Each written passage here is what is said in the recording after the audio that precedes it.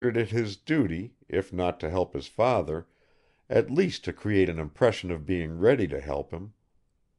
He listened to him patiently and sometimes gave his advice, not that he expected it to be acted upon, but in order to show his concern.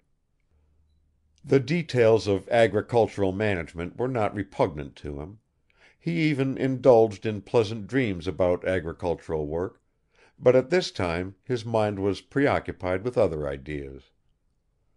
To his own surprise Arkady found he was thinking incessantly of Nikolskoe. Formerly he would have just shrugged his shoulders if anyone had told him he could feel bored under the same roof as Bazarov, particularly in his own home, but now he was bored and longed to get away. He tried walking till he was tired out, but that did not help either.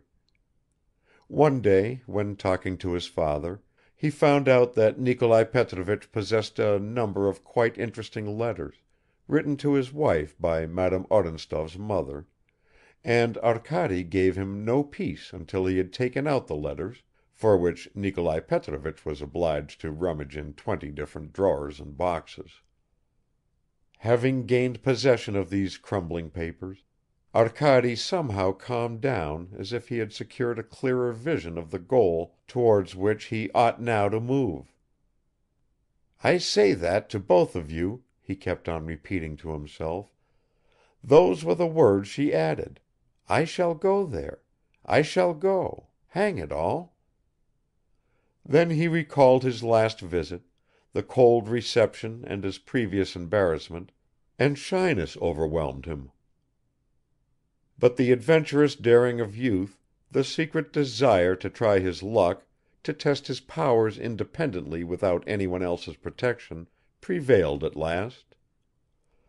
Before 10 days had passed after his return to Maryino, on the pretext of going to study the organization of Sunday schools, he galloped off again to the town, and from there on to Nikolskoe. Uninterruptedly urging the driver forward, he dashed on like a young officer riding into battle. He felt at once frightened and light-hearted and breathless with impatience. "The main thing is, I mustn't think," he kept on saying to himself. His driver happened to be a high-spirited fellow, who stopped in front of every inn and exclaimed, "A drink?" or "What about a drink?" But, to make up for that, after the drink he did not spare his horses. At length there came into sight the high roof of the familiar house. "What shall I do?" suddenly flashed through Arkady's mind. "Anyhow, I can't turn back now." The 3 horses sped gaily on; the driver yelled and whistled at them. Already the little bridge was echoing under the wheels and the horses' hoofs, and the avenue of lopped pines was drawing nearer. He caught a glimpse of a woman's pink dress moving among the dark green trees, and a young face peeped out from under the light fringe of a parasol. He recognized Katya, and she recognized him. Arkady ordered the driver to stop the galloping horses, jumped out of the carriage and went up to her.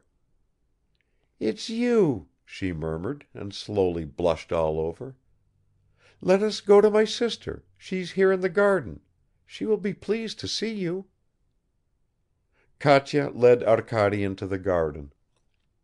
His meeting with her struck him as a particularly happy omen; he was delighted to see her, as though she were someone close to his heart. Everything had happened so agreeably; no butler, no formal announcement. At a turn in the path he caught sight of Anna Sergeyevna. She was standing with her back to him; hearing his footsteps, she gently turned around. Arkady would have felt embarrassed again, but the first words which she uttered immediately set him at ease. "Welcome, you runaway," she said in her smooth caressing voice, and came forward to meet him, smiling and screwing up her eyes from the sun and breeze. "Where did you find him, Katya?" "I have brought you something, Anna Sergeyevna," he began, "which you certainly don't expect." You have brought yourself. That's better than anything else." Chapter 23.